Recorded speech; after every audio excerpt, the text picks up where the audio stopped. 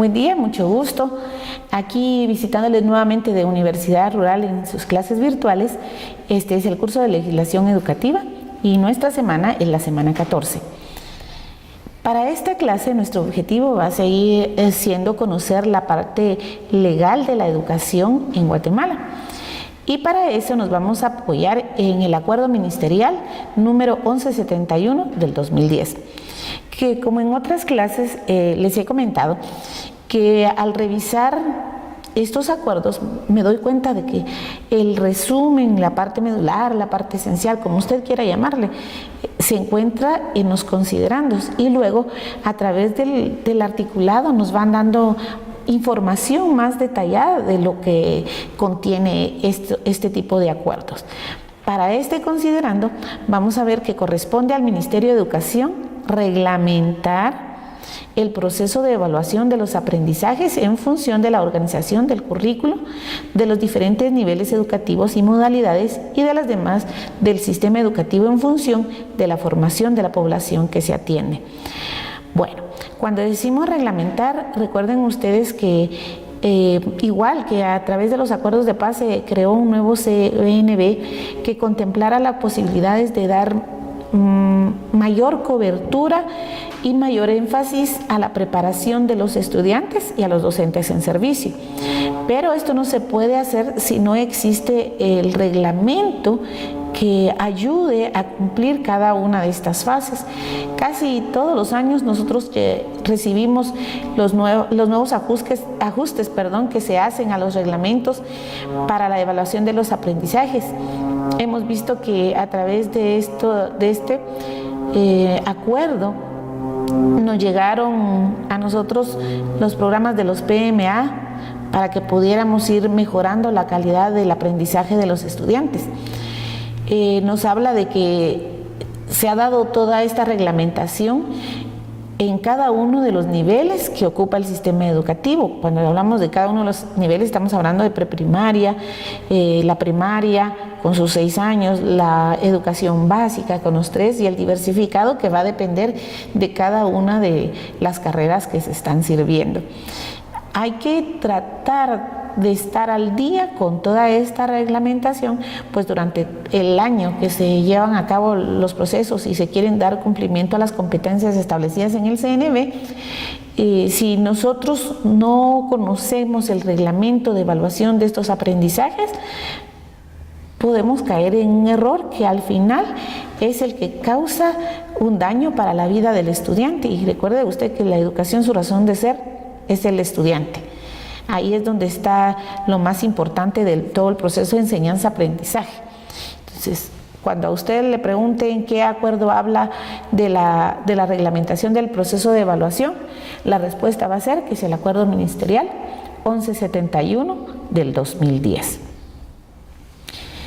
En su artículo primero dice que definición de evaluación de los aprendizajes. La evaluación de los aprendizajes es el proceso pedagógico, sistemático, instrumental, participativo, flexible, analítico y reflexivo que permite interpretar la información obtenida acerca del nivel de logro que han alcanzado las y los estudiantes en las competencias esperadas. Antes era más un sistema de educación mucho más tradicional, donde era el maestro el único que tenía el conocimiento y era la última palabra, pero a través de este nuevo CNB vamos a ver que este tipo de evaluación es mucho más participativo, permite que los estudiantes puedan verificar qué tanto están aprendiendo. Es flexible en cuanto tenemos la oportunidad de decirle, vea, este trabajo podríamos hacerlo mejor, vamos a hacer este PMA en lugar del trabajo que no pudo complementar. Es más analítico, más tiempo al alumno a que analice la información, le permite que reflexione sobre su aprendizaje, es decir, esta vez está trabajando en un sistema más integral en beneficio siempre del estudiantado. Y su objetivo es verificar que la competencia no es algo que solamente esté escrito, sino que realmente provea al estudiante, en cualquiera de los niveles en que esté, las herramientas necesarias para, en el caso de los de primaria, para que puedan ingresar a los básicos. Los de los básicos que puedan integrarse fácilmente a la educación media, y los de educación media que salgan preparados para seguir su vida universitaria, como en el caso de ustedes, o por cuestiones económicas o de familiares, insertarse a un proceso laboral, pero ya con un conocimiento más sólido que le permita precisamente eso, tener las capacidades para ser competitivo y entonces poder obtener un trabajo que le permita una forma de vida mucho más cómoda. En el artículo segundo nos dice que la finalidad de la evaluación de los aprendizajes es esencialmente formativa en el proceso y sumativa en el producto. Aquí cuesta un poquito más porque estar formando y al final tener que ponerle un número a veces cuesta, ¿verdad? Pero es parte de lo que hay que tratar en la formación de nosotros para ir mejorando. Bueno, el Acuerdo Ministerial 2940-2011 es el reglamento de evaluación de las áreas específicas de práctica docente, práctica supervisada y seminario del nivel de educación media y de ciclo diversificado y de los subsistemas de educación escolar y extraescolar. Recuerdan ustedes que la práctica supervisada, en el caso de los que estudian magisterio, desde principio de año se comienza a realizar. Ellos tienen que buscar una escuela donde puedan hacer la aplicación de sus conocimientos, mientras que las demás carreras tendrán que esperar hasta los primeros días hábiles de septiembre para iniciar su proceso de trabajo en las diferentes empresas donde les den la oportunidad. Valga el anuncio, este año ya nos dijeron que seminario no hay, que actos de graduación difícilmente, pero lo que sí quedó suspendida ya es la práctica supervisada. Ya no tendrán los muchachos que presentarse en septiembre, pero sí tendrán que elaborar un informe que dé a conocer las capacidades que tienen y que podrían haber desarrollado con más fuerza en una empresa. Lástima, porque de verdad es una gran oportunidad estar en una empresa y ver qué tanto aprendimos en nuestros años de escuela. Pero dice en el artículo primero, el objeto, autorizar la normativa para la evaluación de las áreas específicas de práctica docente, práctica supervisada y seminario, nivel de educación media y ciclo de educación diversificada de los subsistemas de educación escolar y extraescolar. Es interesante todo lo que puede uno ver a través de estos acuerdos y cómo a partir de este problema de la pandemia, el CNB y muchos de estos acuerdos van a tener que sufrir modificaciones porque hemos estado platicando ya luego de esta crisis en que estamos, nuestra realidad pronta no será igual. Muy bien, habla de la práctica docente para las carreras de magisterio y en su artículo tercero dice que el lugar de realización y organización, la práctica docente para las carreras de magisterio se realizará en los establecimientos públicos y privados que el estudiante seleccione, que le quede más cerca a su casa o que se ajuste a sus necesidades.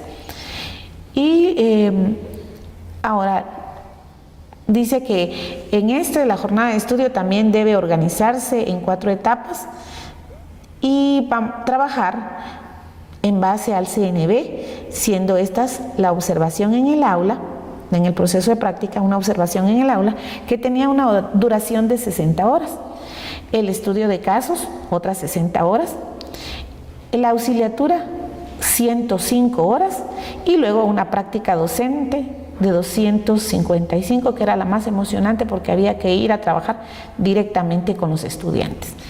En las carreras de secretariado y perito contador, una etapa preparatoria que consiste en laboratorios en los que se evalúa el conocimiento adquirido. Cada uno de ellos tiene un valor de un 15%. Luego era la práctica directa en la oficina, el taller o en otro ámbito, con un valor de 55%, una observación de 40 horas, la auxiliatura, la práctica supervisada, el informe final que se presenta luego de haber estado en la oficina, y eso hacía un total de 120 horas de práctica directa. Como les decía, lastimosamente este año las empresas se van a privar de tener practicantes, y los practicantes pierden la oportunidad de conocer más. ¡Wow! Se pasa el tiempo rápido en estas clases. En el 2940 del 2011 nos sigue hablando acerca de las prácticas de bachillerato, que esas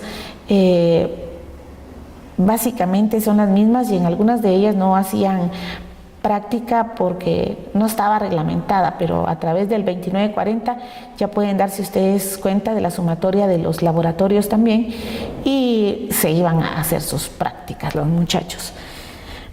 Vea, como le decía yo, el tiempo se pasa rapidito, y tengo las 3 preguntas de la clase 1. Esta está súper fácil. ¿Cuántas horas de práctica supervisada están asignadas para secretarias y peritos? Ahí le dejo 4 posibles respuestas. 2. ¿Cuántas horas de práctica supervisada están asignadas para magisterio? Esa ya está un poco más complicada. Y la tercera, ¿cuáles temas trata el acuerdo ministerial 2940-11? Como ven, todas las preguntas están fáciles. El truco es leer, leer y leer. Bueno, tiempo de decir muchas gracias por su atención, y nos vemos en la próxima clase.